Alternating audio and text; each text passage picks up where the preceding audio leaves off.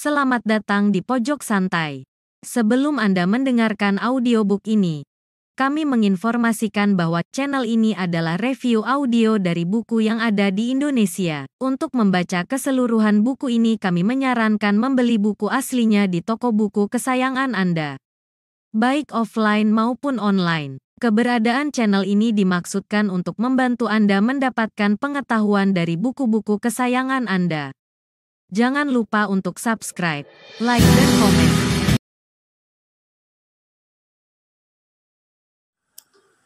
Selamat datang di Pojok Santai, channel khusus yang membahas komik dan novel dengan cara asik.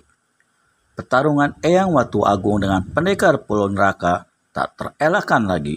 Siapa yang akan menang? Yuk langsung saja disimak video berikut ini.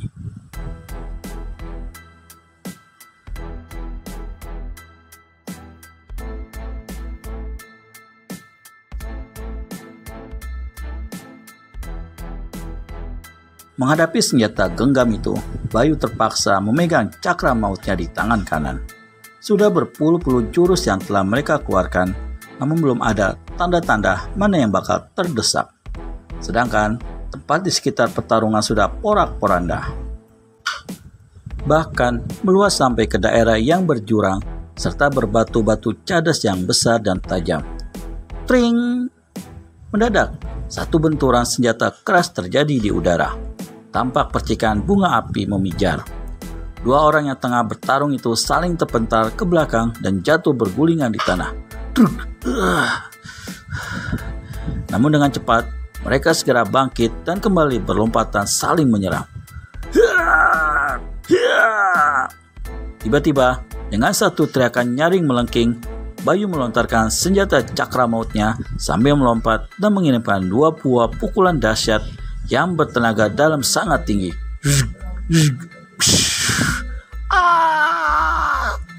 Buru-buru Eyang Watu Agung memeringkan tubuhnya menghindari serangan yang bertubi-tubi itu. Dan dia berhasil mengelakkan senjata yang meluncur deras bagai memiliki mata itu. Namun satu gebrakan dari pukulan yang bertenaga dalam tidak bisa dihindarkan. Seketika, Eyang Watu Agung terlontar sejauh 3 batang tombak. Namun dia masih sempat mengibaskan pedang yang bercabang 3. Trang!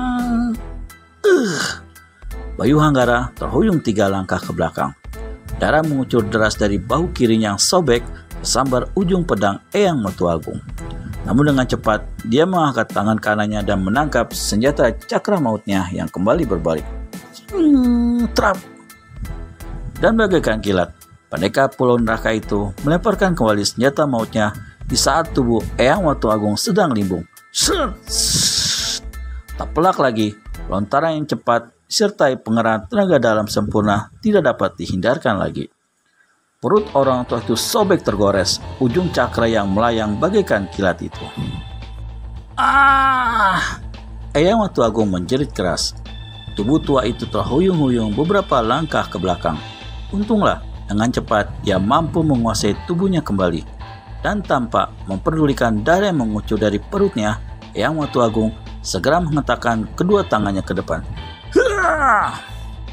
Seketika itu juga, satu desiran angin yang amat dahsyat meluncur bagai topan dan menghajar tubuh pendekar Pulau Neraka yang baru saja menangkap senjatanya kembali.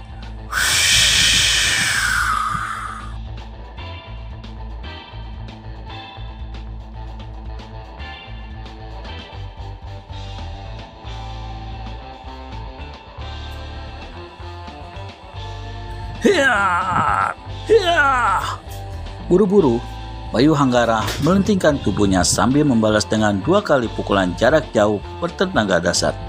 Namun deburan angin topan yang menggemuruh dahsyat sudah keburu menghantam tubuhnya.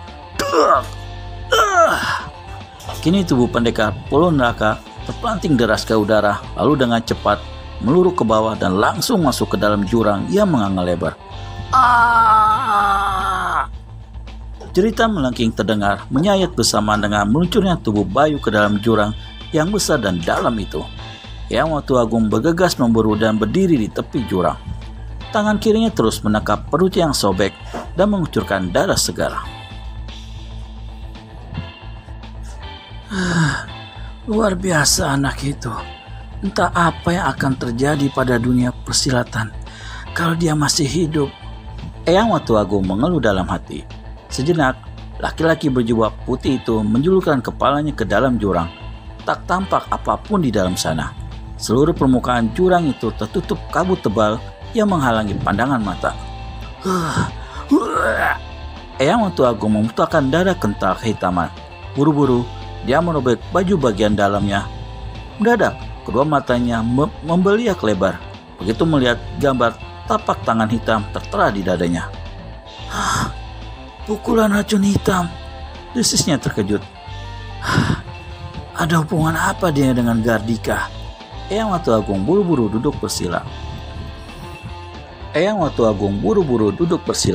Sebentar kemudian, matanya terpejam. Tampak keringat sebesar-besar butiran jagung menitik di keningnya. Lalu dia membuka matanya kembali. Lagi-lagi, dia memuntahkan darah kental kehitaman. Aku harus segera kembali ke pesanggrahan. Racun hitam ini bisa membunuhku secara perlahan-lahan. Gila, mengapa aku tidak menyadari kalau jurus-jurusnya sama dengan Gardika si Cakra Maut? Dan lagi, senjata itu. Untung saja aku berhasil kalau dia sampai masih hidup beberapa tahun lagi, aku tidak tahu lagi bagaimana keadaan dunia persilatan. Sulit mencari tandingan jurus-jurus si Cakra Maut. Eyang Watu Agung segera bangkit dari duduknya, kemudian melangkah cepat dengan mengerahkan ilmu meringankan tubuhnya yang sudah mencapai taraf kesempurnaan. Beberapa kali dia masih menyemburkan darah kental kehitaman dari mulutnya, namun semua itu tidak dihiraukan lagi. Hanya satu yang kini ada dalam pikirannya. Dia harus segera sampai ke pesanggrahannya dan mengurangi pengaruh racun hitam. Paling tidak, hidupnya bisa diperpanjang lagi sampai dia bisa mewariskan seluruh ilmunya pada Intan Delima. Tapi benarkah Bayu Hanggara atau pendekar Pulau Neraka tewas di dasar jurang yang dalam itu? Yang kuasa rupanya belum menginginkan pendekar Pulau Neraka meninggalkan dunia. Tubuhnya tidak langsung jatuh ke dasar jurang. Sebatang akar pohon besar yang menyembul dari dalam tanah di bibir jurang menyanggah tubuhnya. Beberapa saat lamanya Bayu tidak sadarkan diri. Dan begitu dia siuman, seluruh tubuhnya terasa nyeri dan tulang-tulangnya seperti mau rontok semua. Bayu tampak terkejut begitu menyadari tubuhnya tersangkut pada sebatang akar yang cukup besar dan kuat. Dan sambil menahan nyeri pada seluruh tubuhnya, dia kemudian merayap dan berusaha mencapai tepi jurang ini. Sejenak kepalanya menengadah ke atas. Tak terlihat apapun, hanya kabut tebal yang menghalangi pandangan matanya. Bayu mendengus sambil menghembuskan napasnya. Lalu dia duduk pada pangkal pohon yang berongga besar. Kembali, matanya memandang berkeliling. Sepanjang matanya memandang, yang tampak hanya kabut dan bayang-bayang pohon menyemaki tebing jurang. Pemuda itu kemudian mengatur duduknya untuk bersemedi, menyalurkan hawa murni ke seluruh aliran darahnya. Dia berusaha membuka jalan darahnya agar sempurna. Kini rasa hangat mulai menjalari tubuhnya dan rasa nyeri serta pegal-pegal berangsur hilang. Namun bibirnya menyeringai dan mendesis. Bayu segera merobek kain merah yang membelit pinggangnya. Dan dengan kain itu, dia kemudian membalut luka di bahunya. Jari-jari tangannya bergerak lincah di sekitar luka, menghentikan aliran darahnya. Sejenak, dia menarik napas panjang, kemudian menghembuskannya lagi dengan kuat.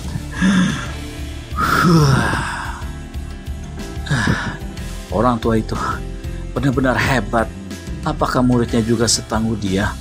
Bayu bergumam sendiri. Aku harus segera keluar dari jurang ini. Tengah malam nanti adalah saatnya pertarungan. Luka ini. Perlahan-lahan Bayu keluar dari rongga pohon itu, kemudian mengerahkan ilmu meringankan tubuh. Pendekar Pulau Neraka itu mulai merayap mendaki tebing jurang. Berhasilkah Bayu Hanggara alias pendekar Pulau Neraka keluar dari jurang dan menuntaskan dendamnya? Temukan jawabannya di video selanjutnya hanya di channel Pojok Santai. Segera subscribe dan tekan tombol lonceng untuk mendapat notifikasi video terbaru dari kami. Terima kasih dan sampai bertemu kembali.